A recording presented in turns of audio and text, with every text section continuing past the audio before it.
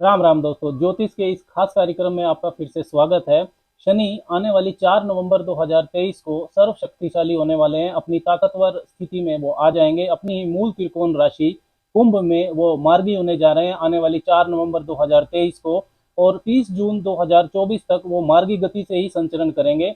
शनि देव कर्म फल के दाता हैं। काल पुरुष का जो जन्मांक नेचुरल जोड़ियक होता है, जो कि मेष लगन का होता है, उसमें शनि देव 10वें और 11वें भाव के स्वामी बनते हैं।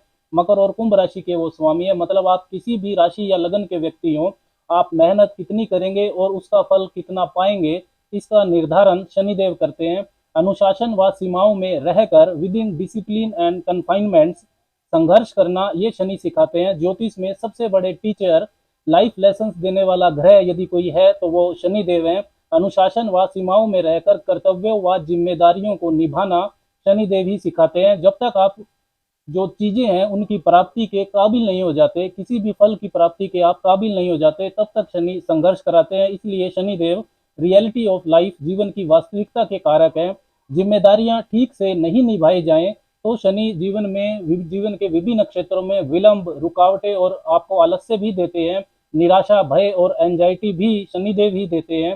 रोजगार, नौकरी, व्यवसाय के लिए शनि का महत्व सबसे ज्यादा है। इसलिए शनि जब भी वक्री होते हैं या मार्गी होते हैं तो ये एक महत्वपूर्ण घटना होती है ज्योतिष में। वैसे तो ये कोई नई घटना नहीं है इस 2023 में उनका वक्री होना या मार्गी होना। वो हर वर्ष ही वक्री होते हैं और फिर मार्गी होते हैं, लेकिन शनि की गति में जो ये परिवर्तन होता है ये सभी की जिंदगी को गहराई से प्रभावित करता है। इस वीडियो में हम बात करेंगे कि 4 नवंबर 2023 को जब शनिदेव मार्गी होंगे तो मीन राशि वालों पर, पाइसिस पीपल पर इसका क्या प्रभाव पड़ेगा। जन्म की राशि, चंद्र की राशि पर ये आधारित है वीडियो। आप इसको लगन की राशि से भी देख सकते हैं। राशि या लगन की राशि आपको नहीं पता है तो आप नाम की राशि से भी इस वीडियो को देखकर समझ सकते हैं। मीन वालों के लिए शनिदेव 11वें और 12वें भाव के स्वामी बनते हैं। 12वें भाव में वो मार्गी हो रहे हैं। अपनी मूल त्रिकोण राशि कुंभ में साढ़े साथी का प्रथम चरण आपको शुरू हो चुका है।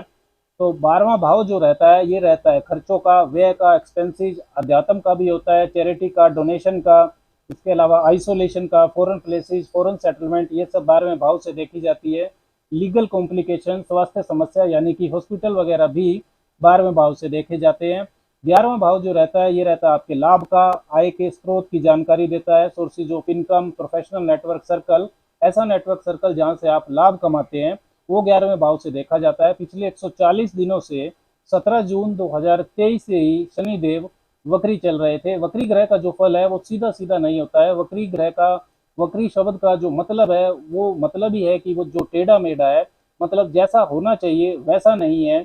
जब ग्रह वक्री होता है तो वो पहले थोड़ा ठहरता है, पीछे जाता हुआ प्रतीत होता है, जैसे वो कुछ भूल गया था, कुछ चीजों को वो ठीक करना चाहता था, इसके बाद वो आगे बढ़ता है। वक्री ग्रह चीजों के रेट्रोस्पेक्शन यानी कि पुनरावलोकन की बात करता है। इसलिए शनि जैसा ग्रह जब वक्री होता है तो जो डिले एलिमेंट है, विलंब का तत्व है, वो बढ़ जाता है। मीन वालों के लिए भी शनि जब वक्री हुए तो वो चाहते थे कि आप अपने इनकम के सोर्सेज को लेकर, अपने नेटवर्क सर्कल को लेकर, आध्यात्मिक पक्ष के बारे में, कैरियर के बारे में, आर्थिक पक्ष के बारे में आप रेट्रोस्पेक्शन करें, आत्म मंथन करें कि कहीं कुछ गलत तो नहीं हो रहा है, किसी गलत रास्ते पर तो आप नहीं जा रहे हैं। लाइफ को रिपेयर करने का समय शनिदेव ने आपको दिया था।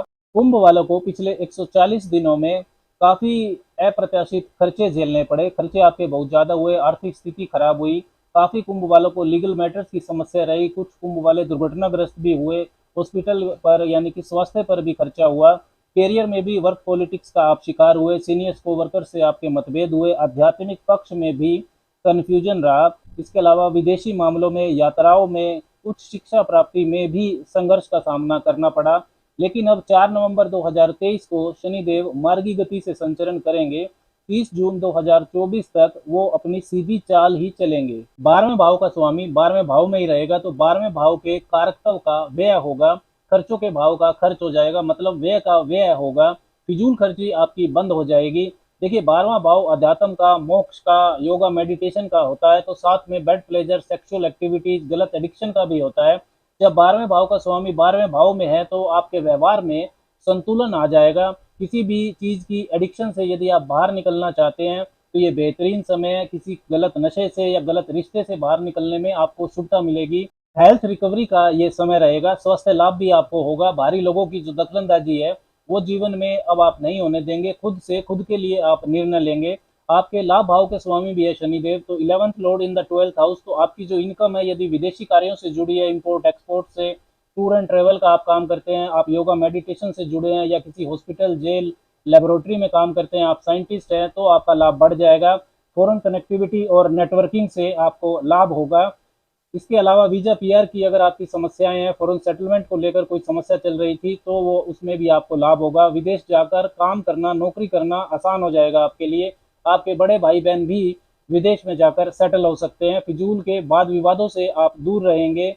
साथ ही इन्वेस्टमेंट्स, विशेष करके जो फिक्स्ड इन्वेस्टमेंट्स होती है, फिक्स्ड डिपॉजिट लेना, गोल्ड प्रॉपर्टी खरीदना, इन सब में आपके लिए शुभता बढ़ जाएगी।